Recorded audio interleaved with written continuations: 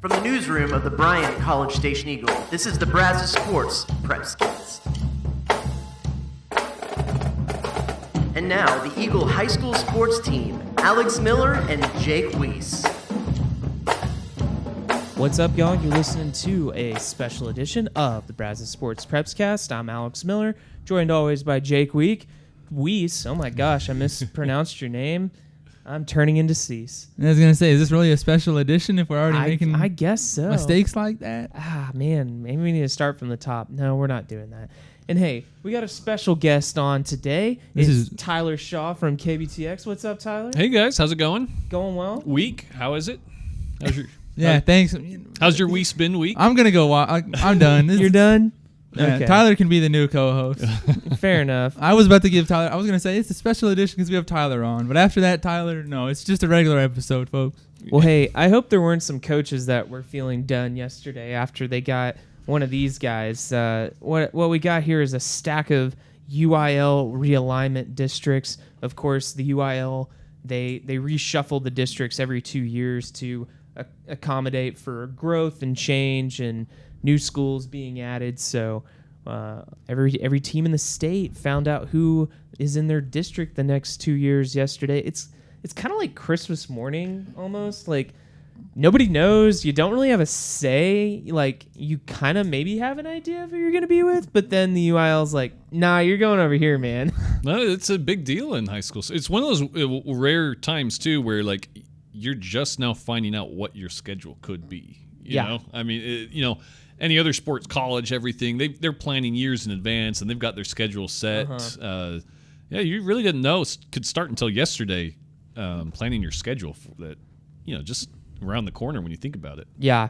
Well, let's go through kind of class by class and just kind of break down who is with who and just maybe some thoughts and observations. We'll start in Class 6A, of course.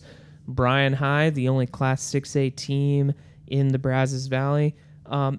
It's a pretty familiar place. I mean, Bryan is literally in the exact same district. They've got 4 schools that they were together with the last go around, and I know that Killeen and Shoemaker are back in the mix, but historically those are teams that Bryan has played, so it's not unfamiliar necessarily for them. Yeah, I was going to say, I was looking at this. I mean, hey, Bryan went 2-2 against the teams that are coming back next year. Yeah. So, I mean, I know they missed out on the playoffs this year, but kind of looking ahead to next year, which is, I mean, obviously what we're doing, but looking ahead to next year, I'm kind of thinking to myself, okay, well, they went 2-2 last year, and, it's going to be a lot of teams they're familiar with. I think Bryan's in a pretty good, I mean, out of all our teams here, yeah, they added 2 teams, but Bryan's probably got the most familiar district and probably the best chance of, in football and pretty much all sports, you pretty much know all these people because you've played them the last 2 years and years past. So you're in pretty good shape, I think, in terms of what you're getting into. Yeah. And their path to the playoffs, I think, is because it was Pflugerville-Weiss that won that district last year, and they're not there anymore. So you already have your district champ not there, so that kind of helps things out a little bit. So I think their path to the playoffs, they got to feel good about at least. Yeah, in non-district, they're going to play Mag West, Huntsville, Brenham, and George Ranch. So that's a pretty good little slate to start before district play. Here's the tough thing, though. Bryan is paired with District 11, which is probably the toughest district in, the country. So, well, I mean, hey, it could happen, but I mean, it will be a tough road if the Vikings can get back to the playoffs. There's no doubt that they're going to have a tough matchup against whoever they might be playing. Yeah, and that's what I always feel bad for Bryan because it's been like that. They keep getting paired up with that district that you have Duncanville, and now you have DeSoto in that district too. So yeah, whoever you get paired up with, it's not going to be easy. So making the playoffs is one thing.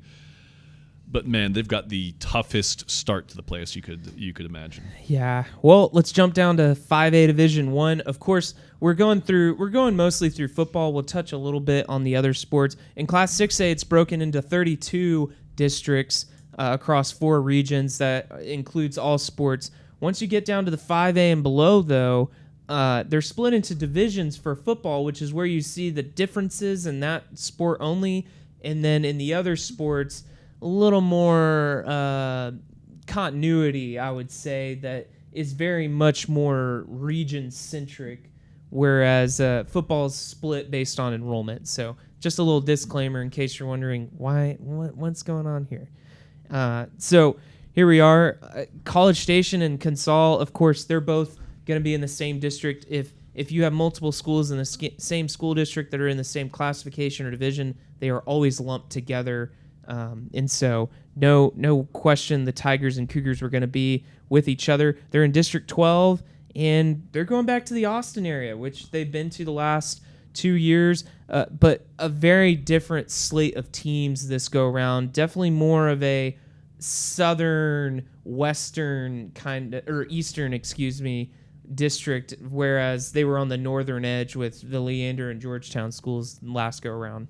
Well, I gotta laugh, Tyler. I wanted to bring this up actually when you said it, but I was like, no, I'll wait till we get to their district. It was funny you mentioned, hey, this is when you learn about your schedule, because I talked to College Station head coach Stoney Pryor. He was the first coach to talk to yesterday to talk about the new districts. And obviously, it's a 9-team district, so you only need 2 weeks of non-district games. Right. So it was funny because one of the first things he said is, yeah, we were looking for a week 3 game. We didn't have one, but hey, now it's taken care of. So I was like, hey, it all works out, There you go, Coach. Just make it the bye. The UIL helped him out on that one, I guess. Yeah, so same area, but basically completely different teams is what they've got. And, I was kind of going through the teams that they're new ones. They do bring in Pflugerville-Weiss, which is interesting because they are a district champ. So I think it should be Consol and College Station, and now you throw in Weiss. I think those three are going to be kind of the 3 front runners for this district because, without knowing what they did in the offseason, I think every other team they got did not make the playoffs last year in their old district. So they don't really have a tough district per se, but throwing a Weiss in there is or Weiss. It's interesting. I think you nailed it on the head, Tyler. I think that this is definitely a 3-horse race just from the onset. Yeah. And then from there, it's probably going to be a scramble for that 4th spot. And look, I think that you've seen College Station and Consol. They've both scheduled 2 pretty tough non-district games against some pretty salty teams. And I think that was calculated knowing, one, they want to get tested. And I know a lot of these things are set up beforehand, but, that'll be a good thing, whereas maybe they aren't going to see the level of competition throughout district play. And I know coaches are going to say, every team's tough. They're and all tough, yeah. Well, okay. Are they? With all due respect, okay? With all due respect. And so, College Station, they've got Klein Collins and Magnolia. Those are 2 6A schools. Consol's got Lake Belton and Forney in non-district play. Forney was a state semifinalist last year. They lost to Aledo, who won the state championship. And Lake Belton's got a pretty salty team over there with Coach Cope. So, I mean, I think if you're College Station or you're Consol, you're pretty thumbs up smiles, especially because you're not in Region 2. Oh, by the way, Smithson Valley, that pesky team that beat both of them last year, they're in Region 4. You look at what's in their region, and Angleton's going to be pretty good. Barbers Hill normally puts together a good team. Crosby, they normally have a good squad. So they're gonna see some of these Houston area teams that they're gonna be good, but you gotta like the draw that you got and not having to go to Region 2, and you lose your region champion as well. Yeah, I think this was kind of the best case scenario for these teams because that was the first thing that caught my eye when this came out yesterday was Smithson Valley not being in their region. So that's got to be kind of a sigh of relief. And then, the thing that got before this last go around, the thing that always got College Station was they were in region, was it 2? Yeah. That they always ran into either Highland Park or Frisco Lone Star, those Frisco schools, or Denton Ryan, kind of those powerhouses they kept running into early in the playoffs, and that was kind of their hindrance. They finally got over the hump that one year, but then now that they're in Region 3, it's been an easier path. Not saying it's easy, but easier to get there. Sure. They're not going to have to run into those teams. More manageable, maybe. Yes. So I think this being in Region 3 in this district is kind of best case scenario. Yeah.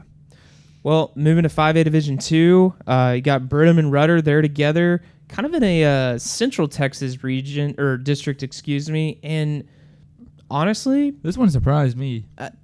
it surprised me a little bit. And there's been talk about should District 10 and District 8 be flipped? Should District 10 be District 8 and should District 8 be District 10? Because District 8 is all Houston area schools lumped with some Dallas area teams, and East Texas, you got more of the Central Texas group with kind of a mix.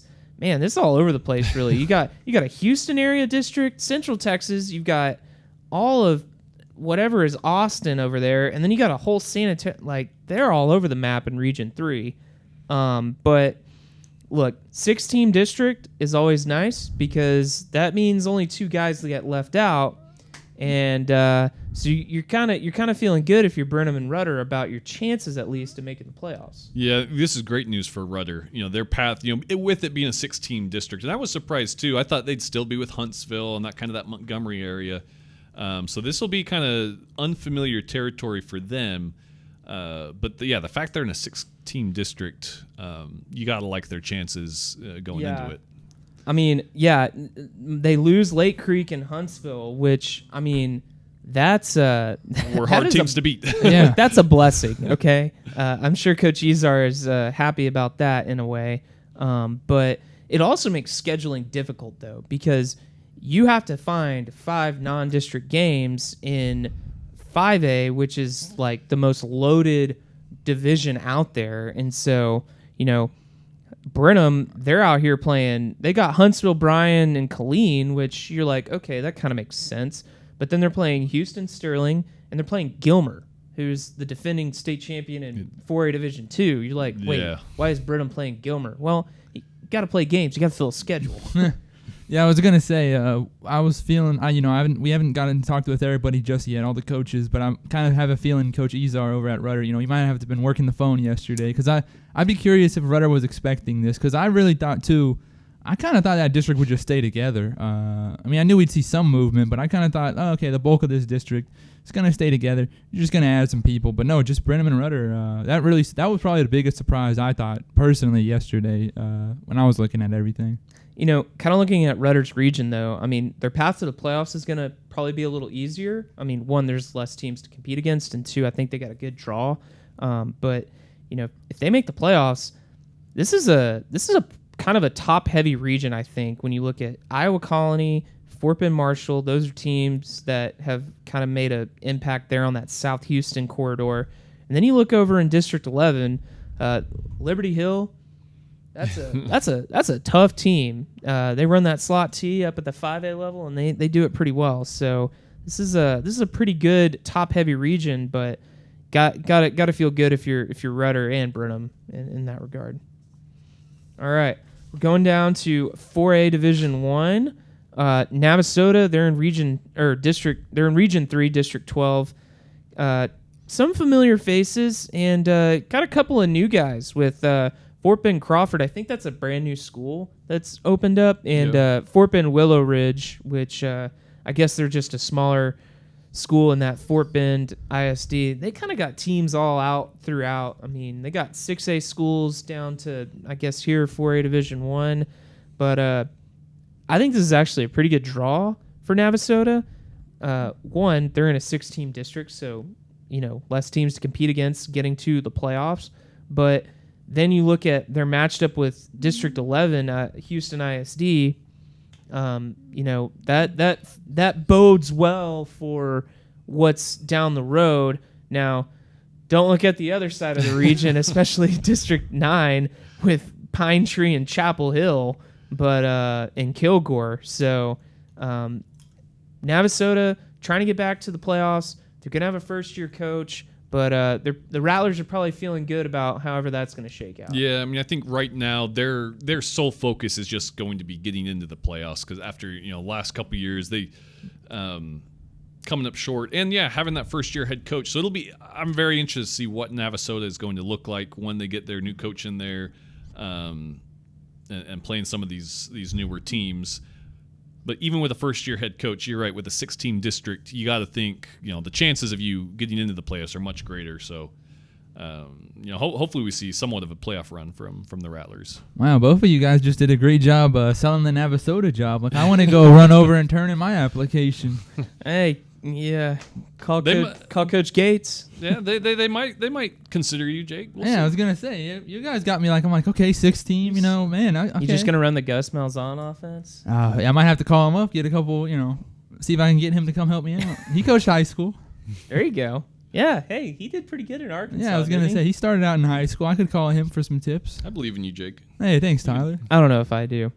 All right, 4A Division 2. Says somebody who won't be on my staff. There we go. Yeah, see, I'm gunning for the offensive coordinator job. So I can see it. Oh, Hey, BYU's got a good history of prolific offenses. They do. Ty Detmer. They do. Steve Sarkisian. Yeah. Right. They had Steve Young. Taysom Hill. How did you Taysom forget Hill? Steve Young? That was the first one I thought Steve of. Young went to BYU. Of I did course, not he know did. that. That was the QBU, first one I man. thought of. Dude, I did not know that. Yep. Wow. The more you know. Uh-huh. Hey, beautiful stadium too, by the way. It is. Yeah, great backdrop. Best in college sports. But that's besides the point. Okay, we digress back to 4A Division 2. Madisonville and Caldwell. This is a pretty, centralized district. Although I think there was a little bit of surprise from some people. Is that right, Jake? Yeah, it was funny. I talked to Coach Banky because if you notice, we'll get to him later on since they're a 2A. But it's funny. So Madisonville and Hearn are the only two Brazos Valley schools that are just in a new district. None of the same teams that they played in the last 2 years. Everybody else got at least one. Hate to say buddy, but basically everybody else got at least one buddy to go with them. But Madisonville and Hearn, not the case. So it's funny. So, if you look on here, Giddings, LaGrange, Smithville, kind of all been together is what Coach Urbanky said. So he said, he walked into the district meeting, and everybody was a little confused and a little surprised that the Mustangs were there, and Smithville wasn't. So I think Smithville's in Region 4, is that right? Yeah. So, Madisonville's a little surprised. Coach Urbanky knew he thought they had a chance to go this way, but I guess everybody else didn't, or they thought at least Smithville would be coming with them. But Madisonville goes in. No clue if it was like, hey, Smithville or Madisonville. No clue if it was anything like that. But a little surprised to see the Mustangs. But hey, they don't have any. It's interesting. So obviously, hey, they don't have anybody in this district that they've played. Last 2 years in district. But Caldwell played the last 2 years in non-district. LaGrange played them the last 2 years in by-district. And then, of course, Belleville, we know, beat them the 1 year, and then obviously beat them or lost to them last year in the playoffs. So it's an unfamiliar district, but it's also somewhat of a familiar district. Just bunch of teams you haven't played before in district, actually. Sure. Belleville. Sorry, just Belleville going in there though. That's going to be interesting. That's going to be tough. And Caldwell's still seeking their first win in like 3 years. So. Yeah. Not a great district for them. It's going to be tough, but seeing Madisonville and Belleville play in district, that's going to be fun. This is a loaded region. When you look at District 9, you got a pretty sharp crew over in the southeast Texas Golden Triangle area. You got West Orange Stark, Silsbee, Jasper, Hampshire Finette is normally a pretty good team, and then District 11, of course, Belleville, state runner-up last year. Madisonville, they're on the uptick. They've had a pretty good year. And then, District 12, you got China Spring, Lorena going up to 4A, and Waco, La Vega. So, yeah, I mean, those by-district matchups of District 11 and 12 are going to be something. Yeah. So, whoever gets out of Region 3, I don't know who that will probably end up being. Put your money on them. Put my money on them to at AT&T. state. Yeah. So, but hey, Madisonville, they announced their non-district schedule too, and I mean they're going to be battle tested. I think when they get to district play, they got Diboll, Navasota, Malakoff, who beat state champs who beat Franklin. Got Columbus. They got a pretty good crew, and Center, a playoff team. Mm-hmm. So I mean that's a pretty good little schedule that Madisonville's gonna get this next year. For Coach Urbanky. So, all right, down to Class 3A Division 1, we got Cameron, Franklin, and Rockdale in District 11. Look, this is kind of a very similar look to what they had last year. So, not too surprising over in that realm. Yeah, I was gonna say the next two teams on our list are basically in the exact same district. It's kind of weird. Franklin dropped one team, and then you look down at a little spoiler here for the folks at home. Drop down to Division II. Anderson Shiro is up next, and man, they lost one team in Hemphill, and they had Woodville. So it's Franklin and Anderson Shiro can basically, I don't think they'll need to map these next 2 years because you should know how to get to everybody at this point. Yeah, Region 3 and 3A Division 1, I mean, it's been pretty challenging the last 2 years for Franklin to get back to AT&T Stadium, but they've found a way to do it. It's shaping up to be pretty it's a lot of the same teams, but by the way, you don't have to play Lorena. Yeah, and that's a good thing for them. I'm personally just as a spectator going to miss that Franklin Lorena regular season matchup. That was so fun to have in the same district. So that I'm going to miss just from a watching competitive football standpoint, to not have them play each other. I haven't been able to talk with Coach Fannin since Realignment came out, but I wouldn't be surprised if they might schedule each other for a non-district game because they've done that a lot in the past. They like playing each other, and it's always a very competitive game that they get a lot out of. So, well, Jake, you beat me to the punch on 3A Division 2. Anderson Shiro, they're back to Louisiana. Coach Hodges' worst nightmare came true. So better have a big travel budget for that one. Yeah, no kidding. They're in that East Texas district, and then over in Region 4, Lexington. It's a 5-team district, which is good because only one team doesn't make the playoffs. But you got Blanco in there. That's going to be a tough one. But I think the Eagles, they're feeling good about the team that they've got coming up the ranks. I think, and I think Coach Mull's team's gonna be one to watch this next year. I saw an interesting stat from a friend of the show, Dave Tepper, yesterday. He kind of said it was a little bit of a district, or this could be an underrated district of doom, because I think he said the teams here in Lexington's district, I think they combined to win, and man, I feel kind of bad. I'm going to butcher this maybe. I think he said they combined to win 43 games last year. Yeah. So I thought that was kind of, I hadn't thought about the win totals or anything really like that when this all came out, but he posted that, and I was like, oh, okay. Yeah, I mean, man, that's they're going to be ready. They're going to be rip-roaring and ready to go in this one. Like, it's 5 teams. Yeah. Probably getting those 4 is going to be pretty tough if everybody, I know Lexington was pretty young. I haven't got to look at too much at any of the other teams.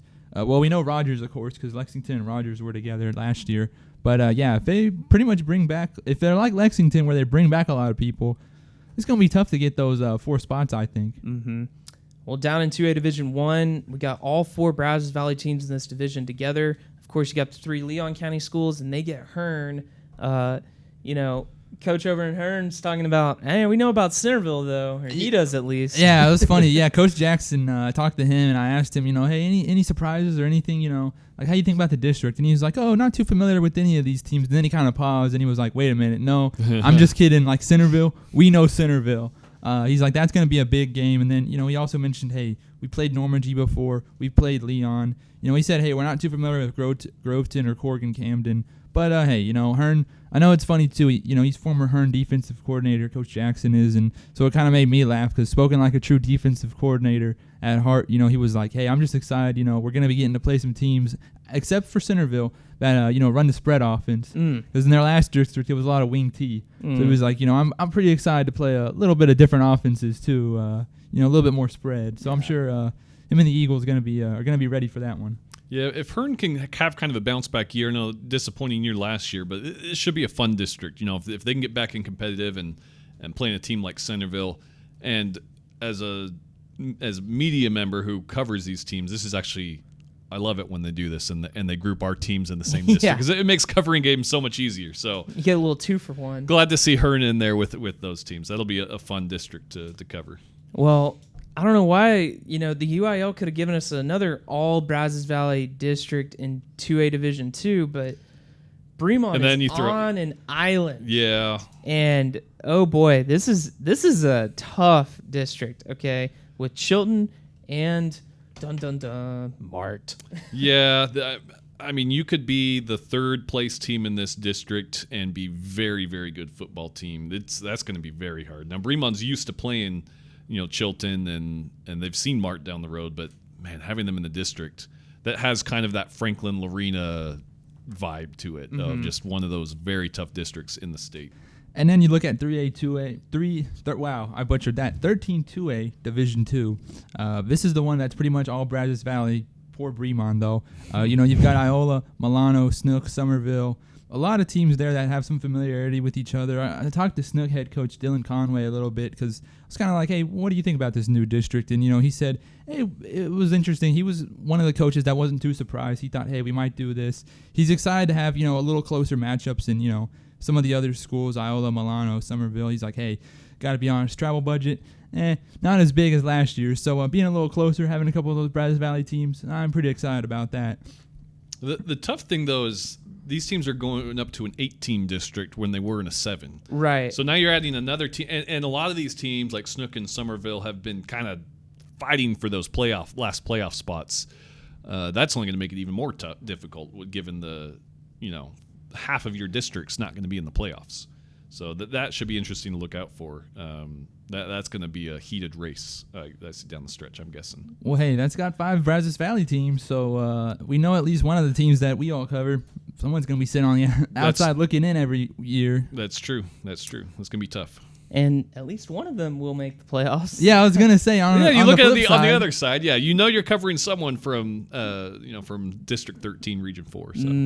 Just on paper, I think Burden. Burden's probably the team I'd put my money on. They're going to have a new football, so they're going to have an actual home to play in too. That is true. I forgot about that. Yeah, so they may maybe they actually have a home field advantage this year. So you add that to the mix too. They're going to be a tough team. Coach Hody's just thrilled. And a great way to break it in. There you go. All right. Well, hey, that's all we got for today. Tyler, thanks for coming in and thanks for having me. Getting a little insight on the new districts. Jake, I hope I don't butcher your name again. Yeah, thanks, man. Yeah. Hope you enjoy your orange juice. Hey, thanks, man. All right. Well, hey, be sure to check theeagle.com for all of our coverage on UIL realignment. And hey, it's the thick of spring sports season here in the Brazos Valley. You can check out highlights on KBTX. You can read our game stories on the Eagle. And I don't know when we're going to be back, but we will be. So until then, we'll see you.